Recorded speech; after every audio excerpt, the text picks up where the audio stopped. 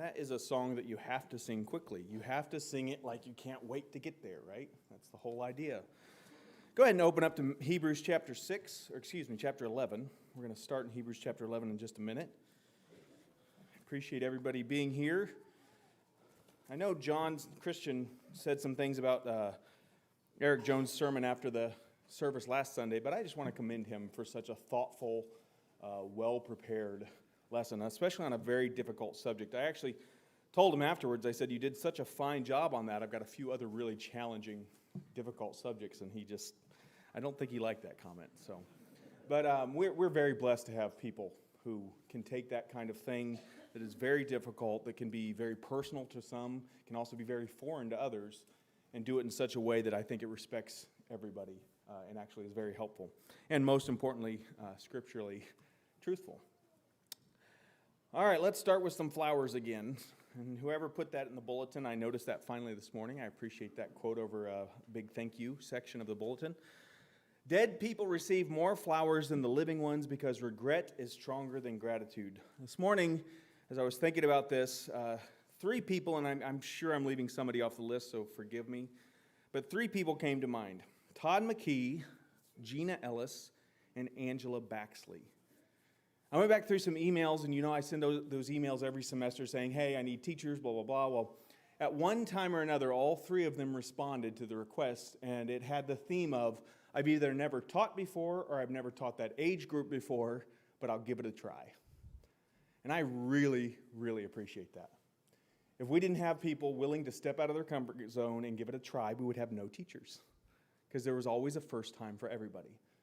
And so then watching them, and they continue to be involved, they continue to work and stretch themselves. So thank you, Todd, Gina, and Angela. And if I missed somebody else, I probably just didn't keep your email, so my apologies.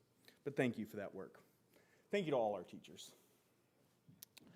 We're going to look at Hebrews chapter 11 this morning. That's where we're mainly going to be. I'm going to jump back and forth to Matthew 5 and 6 a little bit. But in Hebrews chapter 11, I want us to consider this verse that we've probably read many, many times. Hebrews chapter 11, beginning in verse 6. And without faith, it is impossible to please him. For he who comes to God must believe that he is, and that he is the rewarder of those who seek him. Just pause for a moment and realize what that verse demands. How significant that should be in our minds. Without faith, it is impossible to what? To please him. That idea of please is to be accepted by him, to be acceptable.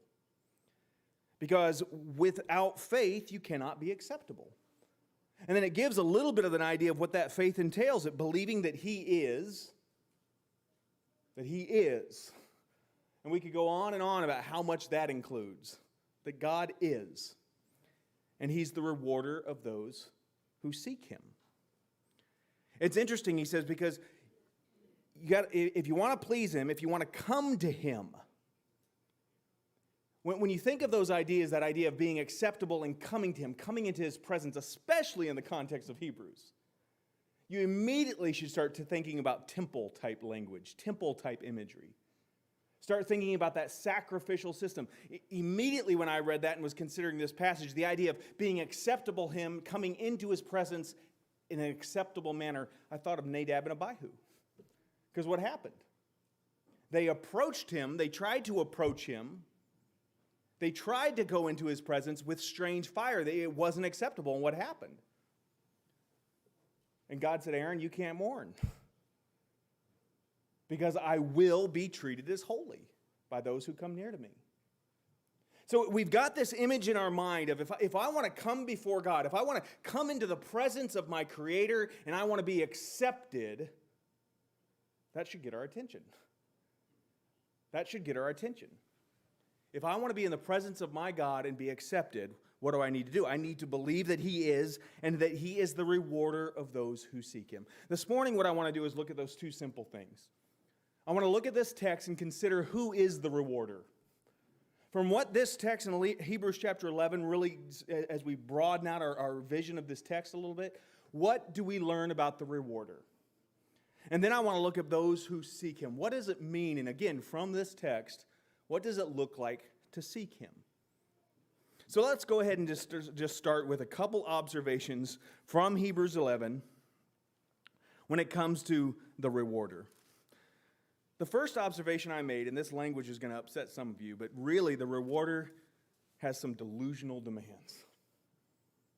You could do it a different iteration. He's asking for the absurd. Ridiculous requests. I could go on and on. The rewarder has delusional demands. From a certain perspective, God asks some really, really ridiculous things. Let's just go through this text. Look at Hebrews chapter 11, verse 7. By faith, Noah, being warned by God about things not yet seen, in reverence prepared an ark for the salvation of his household, by which he condemned the world and became the heir of righteousness, which is according to faith. Just think about that. By faith, Noah prepared an ark. Here's Noah minding his own business, going about his day, and God says, hey, Noah, I'm going to destroy everything. Start building this ark. And for year after year after year, for probably around 55 to 75 years, Noah, day in and day out, I'm sure there was a holiday every now and then, got up and went to work. And it didn't matter how ridiculous he looked. It didn't matter how big the task was. God said, Noah, this is what I want you to do. It's absurd. It's absurd. Look at the very next verse, verse 8.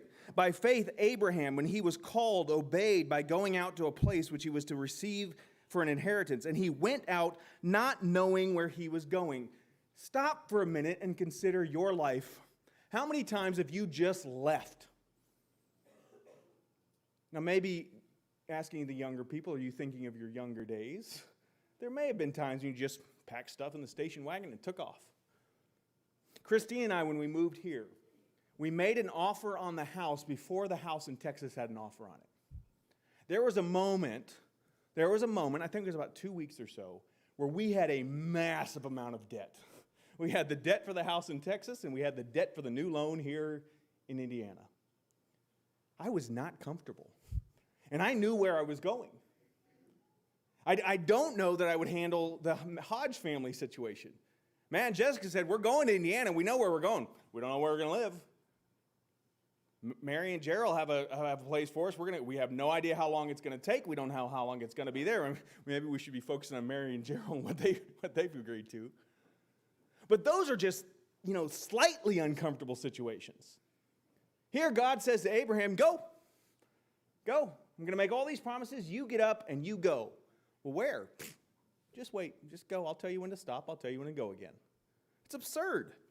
Verse 17. By faith, Abraham, when he was tested, offered up Isaac, and he who had received the promises was offering up his only begotten son. I love that verse because it doesn't say he was just tested, he offered up Isaac. It makes sure it emphasizes who Isaac is. He's his only son, and he's the son of promise. Now go and kill the boy. And when you go back to that text, there's no real explanation. In fact, as you keep reading in this text, you get some insight into Abraham's mindset. He's like, well, I'm going to do what God says, and I guess he's going to raise him from the dead because God said this is the one. It's absolutely insane what God is asking. From my perspective, from Abraham's perspective, from our human perspective, these requests are delusional. They don't make any sense. 27 and 29. Look at verse 27 and 29. By faith, he left Egypt. And it's speaking of Moses. By faith he left Egypt, not fearing the wrath of the king, for he endured as seeing him who is unseen. By faith he kept the Passover and the sprinkling of the blood, so that he who destroyed the firstborn would not touch them. By faith they passed through the Red Sea, as though they were passing through dry land, and the Egyptians, when they attempted it, were drowned. Hey, Moses, get up and go to the most powerful man in the world and say, I'm taking your entire workforce, your slave workforce, and we're leaving. The backbone of your economy, we're out of here. And we know Moses struggled with that, didn't he? God, are you sure? Why would they listen to me? Why? I'm not capable. I'm not the one. God says, Moses, get up and go do this massive task. Oh yeah, and by the way, do it 40 years after you thought you were called to do it. Do it once you had given up on the dream. Do it once you were out tending sheep. Do it once you were in the fading part of your life. It doesn't make sense. It doesn't make sense. And last but not least, verse 30. By faith, the walls of Jericho fell down after they had been encircled for 7 days. Just picture yourself just a moment, Joshua. Is that an easy role to fill? Does anybody remember the coach at UCLA after John Wooden? No. Here's Moses, this icon of the Jewish people. He brought them out of the land. For 40 years he's been their leader. And now here's Joshua taking over the reins. And what's your battle plan, Joshua? We're going to go march around that wall a lot of times. We're going to do it very specifically the way God said, but we're just going to keep marching and blow trumpets and we're going to shout. It's all going to work out. I mean, and that's just in this text in Hebrews, and I probably skipped a few. The rewarder is somebody who asks ridiculous things of us. He asks things that don't make sense from a human perspective, from a physical perspective, from my own tangible experience living and breathing on this earth. They don't make sense. Turn to Matthew chapter 5. Keep your place in Hebrews 11 as well. But Matthew chapter 5. And we studied this summer, but just consider what Jesus says in Matthew 5. Blessed are the poor in spirit. Blessed are those who mourn, verse 3, verse 4. Blessed are the gentle. Blessed are those who hunger and thirst for righteousness. Blessed are the merciful. Blessed are the pure in heart. Blessed are the peacemakers. Blessed are those who have been persecuted for the sake of righteousness. Blessed are you when people insult you and persecute you and falsely say all kinds of evil against you because of me. What? Blessed? I mean, that's not when you see the nice new Corvette with the license plate that says blessed on the back. Or you see the Facebook post about somebody sitting in Hawaii with their family, #blessed. That's what we all see all the time when life is good, when life is great, when I'm getting blessed, blessed, blessed. This, poor in spirit, does Jesus know what kind of world we live in?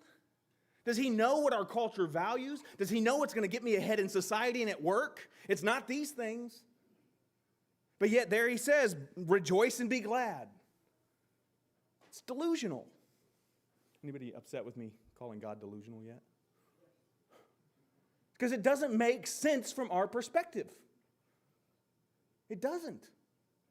From our perspective, these are ridiculous requests. This is not the way the physical world works, is it? But the rewarder demands things that just sometimes might stretch our faith.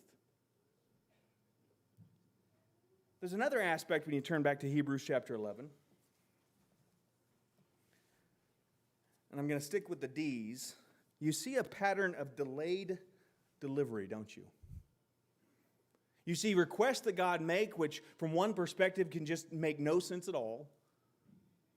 But then in addition to that, you see a delay in the delivery. In fact, when you consider the entire context of Hebrews chapter 11, go back to chapter 10.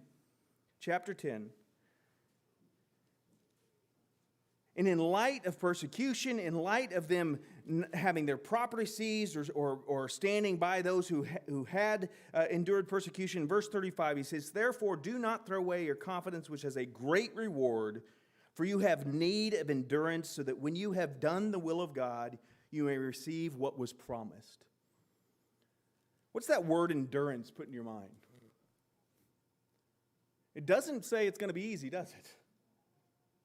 It doesn't say it's necessarily going to be joyful. It doesn't say that it's going to be quick.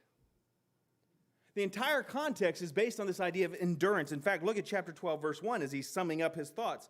He says, let us also lay aside every encumbrance and the sin which so easily entangles us, and let us run with endurance the race that is set before us.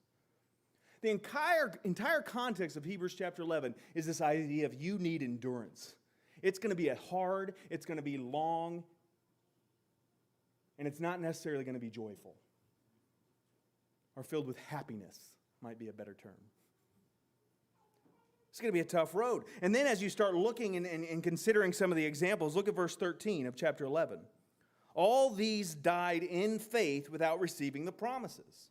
They died without receiving. In fact, speaking of death, look at 21 and 22. By faith, Jacob, as he was dying, blessed each of the sons of Joseph. Where was he dying? It wasn't in the promised land, was it?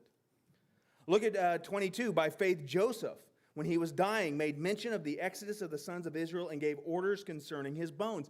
Joseph is not in the land. In fact, he's still looking towards the land. But he's dying without receiving the promises. Go ahead and look at verse 39, chapter 11, verse 39. And all these, having gained approval through their faith, did not receive what was promised. This entire chapter of example after example after example is faith, but it's a certain kind of faith. It's a faith that keeps going and keeps going and keeps going, even when in their own life, they don't see what was promised. That's the rewarder. A rewarder who has strong demands. And from a human perspective, from a world perspective, the demands seem ridiculous. They seem illogical. It's like, why would anybody choose that? And on top of that, he's a rewarder who delays delivery of those promises. He is not a God of immediate satisfaction. That's the rewarder. But that's the rewarder that Hebrews 11:6 says that we need to seek. And some translations say diligently seek. So what's this idea of seeking? What can we learn in this text about those who seek him? Look at there's two texts I'm going to read in Hebrews 11, verse 13 through 16, and I'm going to read 24 through 26. These are a couple places, and I think there's more than that in this text, but where you get a little bit of look into the mindset. Because a lot of the text is consider this person who did this. This person who God said this to, and this is how they responded. There's a couple of places where you get some inner workings into how they were thinking. So let's go ahead and read these, and I'll make a few observations. Actually, I think there's three elements in each of these that I sort of zeroed in on. Hebrews 11, verse 13. And all these died in faith, without receiving the promises, but having seen them and having welcomed them from a distance, and having confessed that they were strangers and exiles on the earth. For those who say such things make it clear that they are seeking a country of their own. And indeed, if they had been thinking of that country from which they went out, they would have had opportunity to return. But as it is, they desire a better country, that is a heavenly one. Therefore, God is not ashamed to be called their God, for he has prepared a city for them. Go ahead and let's look at verses 24 through 26. By faith, Moses, when he had grown up, refused to be called the son of Pharaoh's daughter, choosing rather to endure ill treatment with the people of God than to enjoy the passing pleasures of sin, considering the reproach of Christ greater riches than the treasures of Egypt, for he was looking to the reward. In both these sections, I think there's some elements that you see in each example, in the wording. First of all, the element that I want us to look at is timing. In verse 13, it says they welcome them from a distance.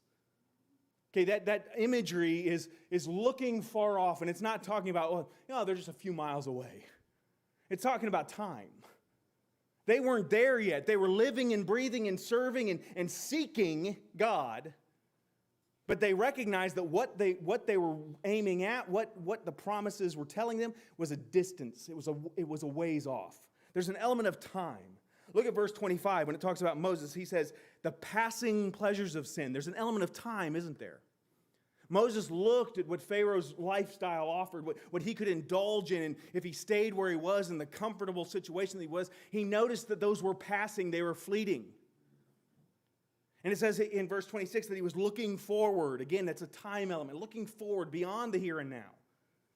So one element we see in those who seek, it's this idea of what are we looking at, eternal or temporal? Where's our clock? Is it eternal or is it temporal? There's an element of timing in these. There's also an element of waiting. An element of one thing being heavier than another, or one thing being more significant than another. Waiting or value.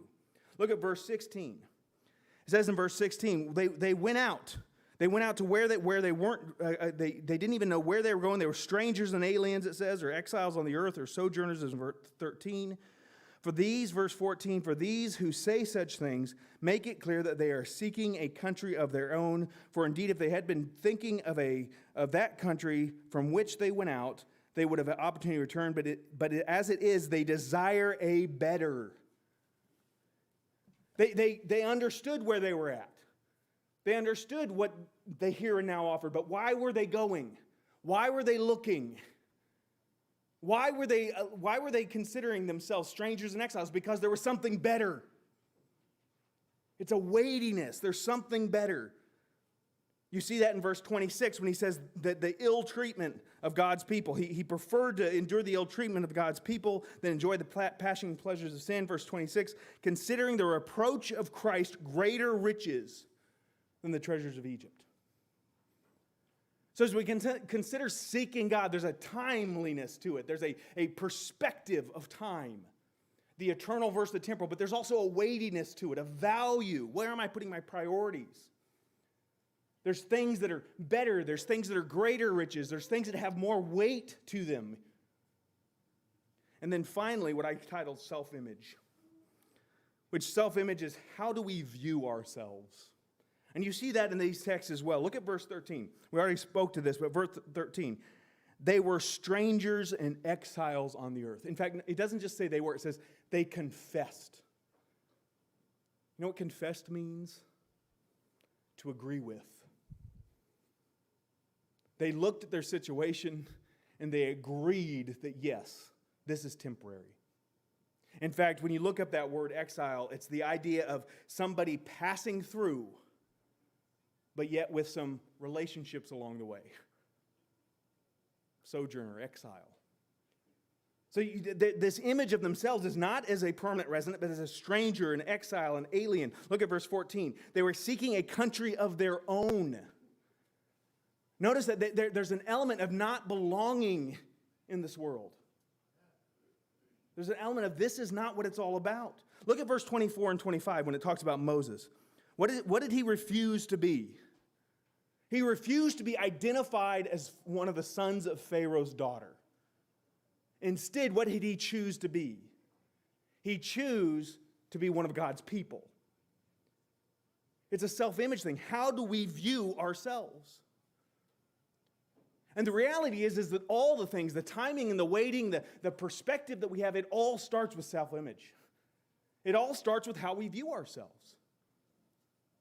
I wrote a couple questions, and these really are things that I'm asking myself. I called gut check questions. When we look at ourselves, when we view ourselves, there's a couple questions that I think might help. Think about your time. That's a resource we all have the same of. Your time. Think about your money. That one might differ. Think about your energy. Your time, your money, your energy, the things that you have, the fuel that you have, the resources you have, where is that spent? I bet we could all very quickly think of a lot of the physical things, necessary things, where we spend a lot of time and money and energy. Can we quickly start thinking of the spiritual things, the eternal things, where we're spending our time, our money, and our energy? Think about the future. When you think about the future, when you think about life will be, we all spend some time doing that. Whether you just have, we got a lot of little babies now in the church. I guarantee some of you have already started thinking about what that little baby's going to be like. You've already had the discussion about who's he look like or who she look like. What are they going to be like? Dreaming, wondering. As Christine and I, we have one child in college, another going to be finishing up high school soon, one going into high school, and one just still loves unicorns. But even as they talk and as they play and as we consider, yeah, it's different levels of discussion, but we're talking about what are they going to do? What are they going to be? When you think about the future, is it always consisting of career plans? The educational path that you're going to take or that you're going to need. Maybe it's the family, where the family's going to end up, what the family's going to be. Maybe you're in that stage where it's retirement. Either getting to it or you've been there for a while, and how are you going to spend that time? Maybe it's your health. That can consume us sometimes when we think about the future and, well, am I going to have the health to do these other things I want to do? Where does our mind go? Or does our mind go past all these things and start thinking about the eternal?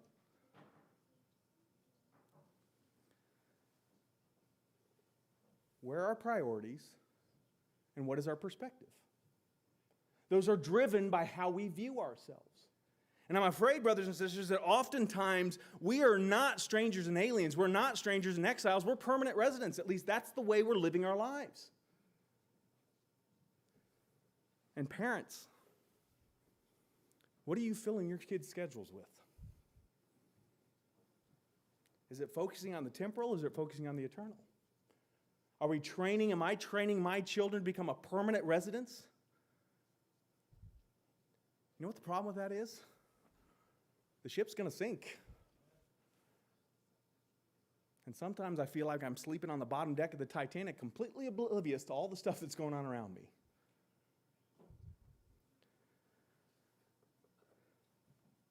Are we strangers and aliens, or are we permanent residents?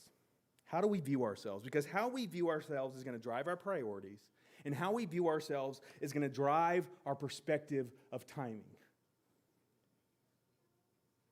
Because if I view myself as a permanent residence, it's going to be now, now, now. Now, now, now. I was thinking just the other day when I was downloading a song on this phone. For some of you younger people, that's just a normal thing. Do you know what it used to take when you heard a song on the radio? The effort it would take to be able to actually play that song anytime you want. It's even funny, some of you know I collect vinyl records. And there's some of that collection people ask, and I go, well, of course I collect vinyl records because it's more expensive and less convenient. Why wouldn't you? But there's an element of that where there's a song I want, and I can't just have it there. I got to find the record, and I got to bring it out, and sometimes I have to clean the record. And then if it's in the middle of the side, I'm not just, maybe you can try to drop it. That's a good way to ruin a record. So instead, you just, you know what? I'll start with song 1, and we'll get to song 3 eventually. Some of you are thinking, you're crazy. I got too much time, too many things to do to go through that nonsense. But we create, when we don't think of ourselves, when our self-image is not an eternal self-image, and not, I'm here for the purpose of bearing the image of my Creator. When our self-image is temporal, when it's wrapped up in the here and the now, and what can I accomplish here, and what do I want to be here, and what brings me value here, and what is my reward here, then our priorities are out of whack, and we become impatient, ungrateful people. Let's go ahead and turn to Matthew chapter 6 to conclude all this. Matthew chapter 6, very quickly, the reading that Jeff did for us. I'm not going to read it all. I'm just going to note a couple of things.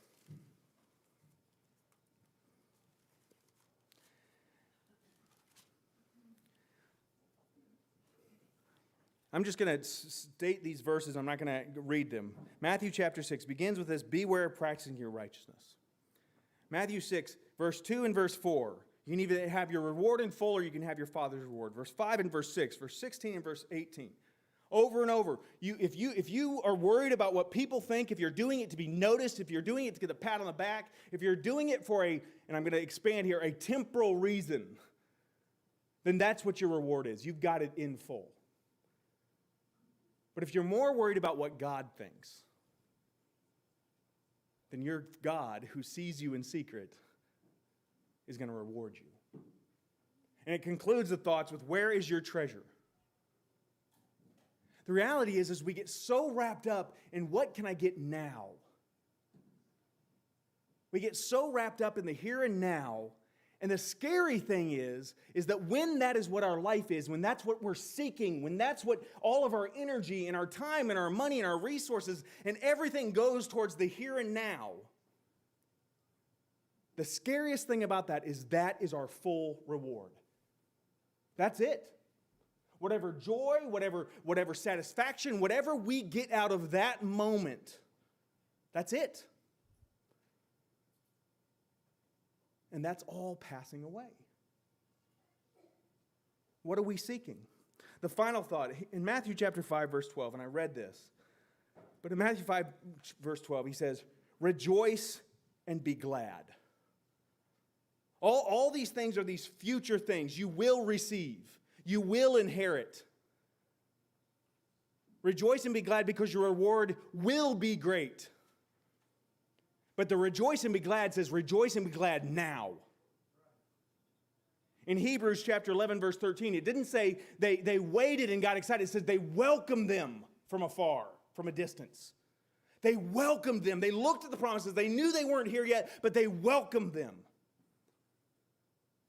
See, it's not just a matter of, well, I'm going to, bear this burden, and I'm going to trudge through this life, and I'm going to, looking for the reward, and one day all of it will be worth it, and all this self-denial, and all this bearing my cross, and all this, being a Christian is just hardly ever fun.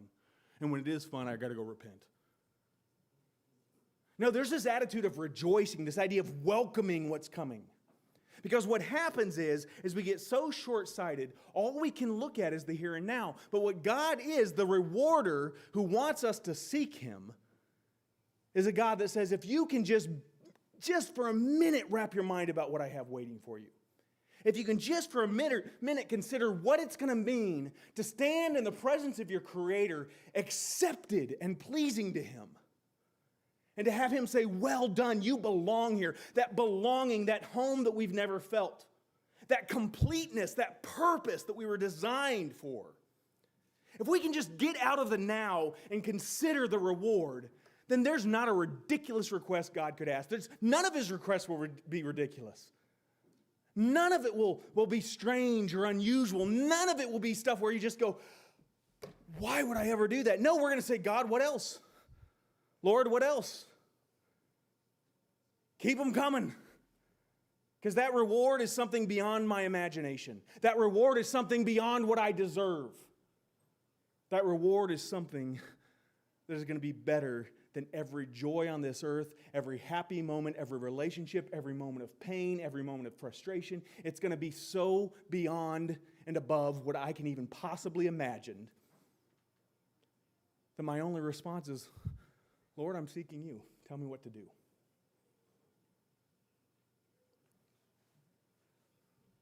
Hebrews chapter 11, verse 6. Hebrews chapter 11, verse 6. Without faith, it is impossible to please Him. For he who comes to God must believe that He is, and that He is the rewarder of those who seek Him. What are you seeking? More importantly, when you look at your life, what does it tell you that you're seeking?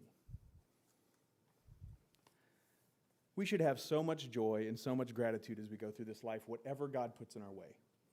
Whatever obstacles come up, whatever tests come up, whatever joy comes up in our lives, we should approach it with a smile on our face, with gladness in our hearts, with joy, looking towards the reward, saying, thank you, Father.